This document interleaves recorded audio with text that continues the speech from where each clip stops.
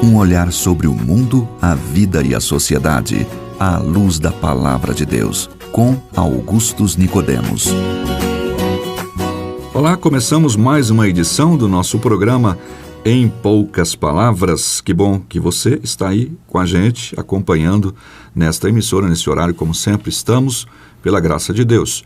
Comigo, pastor Augustus Nicodemos, da Primeira Igreja Presbiteriana de Goiânia. Pastor. Oi, Nathan. Como vai? Tá Tudo bom? muito bom, é sempre alegria estar de volta com o nosso programa, na expectativa de ser uma bênção na vida do nosso ouvinte. Querido ouvinte, esse programa é feito para você, com muito carinho, com muito amor e com muita oração. Abra seu coração e nos próximos minutos escute a palavra de Deus. Há várias denominações religiosas que são classificadas de cristãs, como cristãs, não é? Basta ter o nome de Cristo em alguma doutrina, mesmo que seja uma pequena doutrina, para que ela seja chamada ou classificada como uma igreja ou uma religião cristã. No meio deste enorme número de igrejas diferentes, há aquelas que se apresentam como igrejas reformadas. E você já deve ter ouvido algum amigo evangélico dizer: eu sou membro de uma igreja reformada. E talvez ficou se perguntando aí, o que ele quer dizer com isso? Será que a igreja passou por uma pintura nova? Fizeram um novo templo? Não é? Então, para ajudar você a entender essa expressão extremamente importante, é o motivo pelo qual nós escolhemos esse tema como o tema do programa de hoje. Fique aí com a gente. Pastor Augustus, qual é a base principal para que uma igreja possa dizer que é uma igreja de confissão reformada, obviamente fazendo esse panorama histórico da origem desta expressão?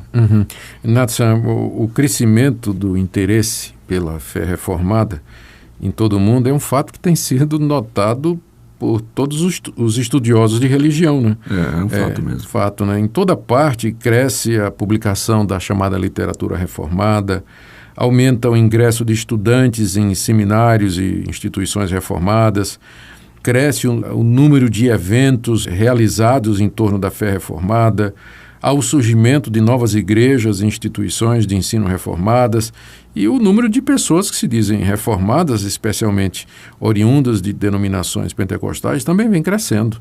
Isso é um fenômeno que está aí diante dos nossos olhos, né? Por isso que é importante, é relevante o programa de hoje para definir estas coisas. O que seria um reformado, né? Ou uma igreja reformada?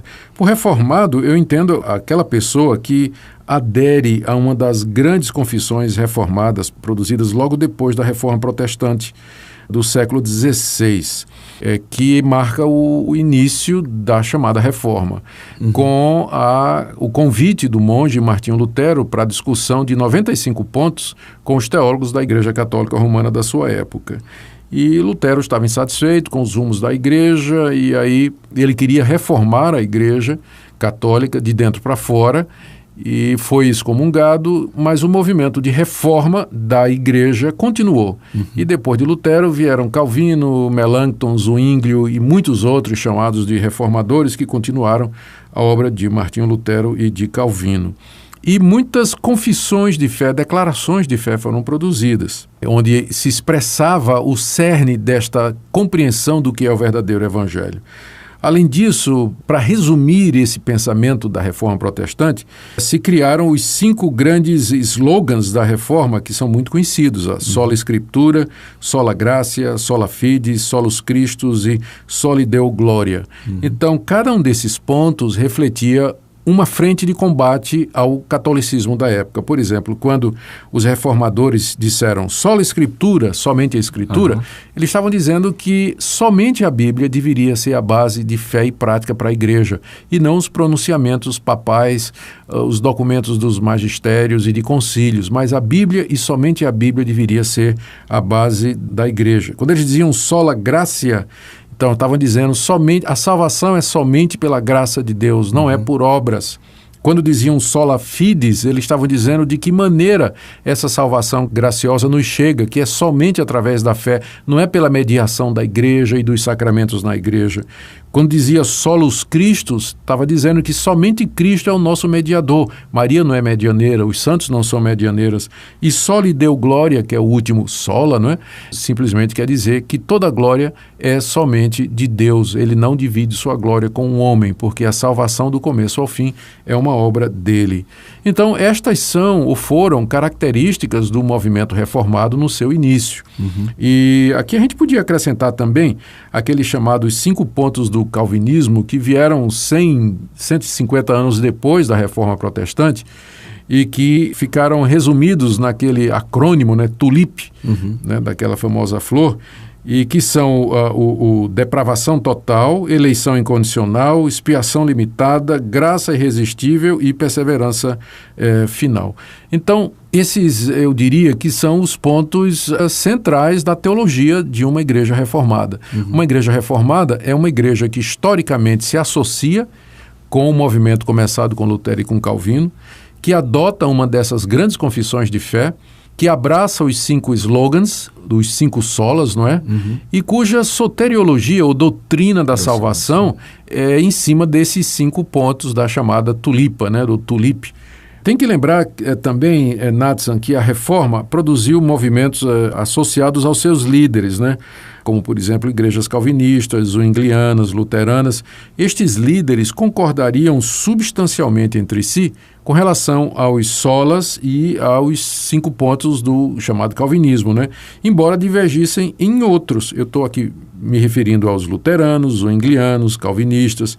Mas com o tempo, o nome reformado ele foi se associando mais e mais aos calvinistas, de maneira que, de forma genérica, Natsan, quando a gente usa reformado e calvinista, hoje nós estamos usando como se fossem similares. Tá certo? Embora historicamente o movimento de reforma é mais amplo do que o calvinismo. Você tem os luteranos, você tem os zwinglianos, você tem outras vertentes menores e que não tiveram tanto impacto. Mas com o passar do tempo, o termo reformado ficou mais colado dentro do nome de Calvino e dos seus seguidores. A gente pode dizer, no caso, resumindo os 5 slogans, os solas, ou seja, as igrejas reformadas, então, elas estão em torno única e basicamente da palavra pura de Deus. É essa a ideia. Esse é o ponto central da Reforma Protestante.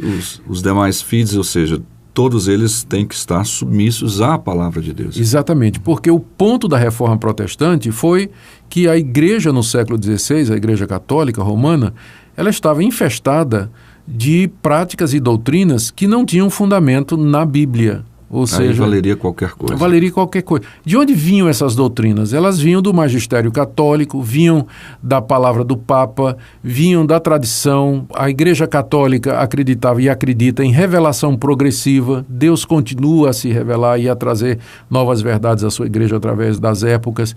Os reformadores disseram não, é só a Escritura, os livros do Antigo e do Novo Testamentos. Pronto, é dessa forma que Deus nos fala e é aqui que nós vamos ficar. Agora, era bom explicar, viu, Natsan, eu estou pensando aqui, era bom explicar que um grande número de igrejas que se dizem reformadas, elas já não creem de maneira ortodoxa com relação a essas doutrinas. Agora mesmo, o maior escândalo quando a Igreja Presbiteriana dos Estados Unidos, a PCUSA, ela aceitou o casamento homoafetivo. E isso deixou muita gente perturbada, não é? Porque se você crê em sola escritura, que é um dos slogans da reforma... Aí você vai ter que fazer uma opção. Nós vamos ter que fazer uma opção. Ou a gente vai aceitar o casamento homoafetivo, ou a gente vai aceitar a Bíblia como única regra de fé e prática. As duas coisas não dá para andar juntas, né? Não dá para andar juntas. Então, o que eu quero dizer com esse exemplo é que há igrejas que, embora se digam reformadas, mas elas abandonaram a crença na sola escritura, abandonaram a crença na solos Cristo, dizem que tem salvação em outros caminhos que não em Jesus Cristo e que, portanto, a rigor, já não poderiam ser chamadas de reformadas. Por outro lado, Na África, Coreia, China, Indonésia, de lá chega relatórios de como as igrejas reformadas estão crescendo, né? É claro que a reforma ela acaba encontrando expressões diferentes em tantas culturas variadas, mas os pontos centrais são os mesmos, os 5 slogans, os 5 pontos do calvinismo, o apego à escritura, o desejo de uma fé simples e pura. Agora, quando estou assim dizendo que esse é um movimento crescente, eu não estou dizendo que eles são muito numerosos, né, comparados, por exemplo, com os nossos irmãos pentecostais. O que eu quero dizer é que os relativamente poucos reformados, eles estão experimentando um crescimento que já chama a atenção de muitas denominações e que tem provocado até alerta da parte dos seus líderes, não é? Algumas denominações aqui no Brasil estão preocupadas com o crescimento dos reformados dentro das suas fileiras. Inclusive dentro dos próprios centros de ensino teológico de denominações historicamente pentecostais que usam os professores reformados para ensinar a Bíblia. O que é muito bom, não é? Porque pode haver essa cooperação. Aqui eu quero lembrar que um dos motores, né, desse ressurgimento do interesse pela fé reformada é o ministério de pastores reformados, como o John Piper, o R.C. Sproul, o J.C. Mahoney, Paul Washer, Tim Keller, Kevin DeYoung, John MacArthur e outros que têm material publicado e traduzido, tanto em livros quanto na internet, YouTube. E isso vem chamando a atenção de dezenas e dezenas de jovens de todas as igrejas que estão à procura de uma fé sólida, ancorada biblicamente, não é? Eu queria só, porque o nosso tempo está chegando ao final, que o senhor me respondesse a seguinte pergunta. O que as pessoas podem encontrar procurando uma igreja reformada? O que ela vai ter como referencial? Exatamente. Eu creio que o que vai caracterizar uma igreja reformada, uma pessoa está procurando, quer saber se encontrou. Primeiro, a pregação ela é central no culto. A pregação é bíblica, ela é baseada na palavra de Deus. O sistema de doutrina, a teologia da igreja está baseada numa daquelas grandes confissões da Reforma Protestante, como, por exemplo, a Confissão de Fé de Westminster, os cânones de Dort, por exemplo, a Confissão Batista, que remonta àquele tipo, porque batistas podem ser reformados. Aliás, os batistas originalmente tinham a Confissão de Fé reformada. E a ênfase nos 5 pontos do calvinismo, no que diz respeito à salvação, né? Depravação total, eleição incondicional, enfim, todos aqueles pontos. E um culto simples, centrado na palavra de Deus, onde Deus é o centro, que não é diversão, não visa entreter as pessoas, mas edificar as pessoas. Então, estes são sinais de que a pessoa encontrou uma igreja reformada. E ela pode ficar segura de que ela está tendo ali uma seriedade para com a palavra de Deus no ensinamento. Porque é só isso que interessa. Exatamente. Bem, nós ficamos então com esse assunto por enquanto, por aqui. Vamos ouvir uma música e daqui a pouquinho a gente volta. A nossa força nada faz, estamos nós perdidos, mas nosso Deus socorro traz e somos protegidos. Defende-nos, Jesus, o que venceu na cruz, Senhor dos altos céus, e sendo o próprio Deus, triunfa na batalha.